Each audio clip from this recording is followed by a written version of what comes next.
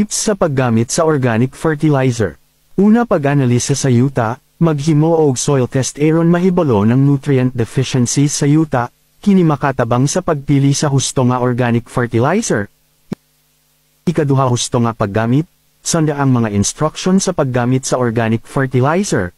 Maimo nga mag-apply kini sa lain-laing pagi, sama sa pagsagal sa abono o pag-spray sa mga dahon. Ikatulo, husto nga timing mag-apply sa organic sa husto nga panahon, sama sa panahon sa pagtubo o sa wala pa ang pagpamulak. Ang timing makatabang sa pagsiguro nga ang mga halaman makadawat og aigo nga nutrients.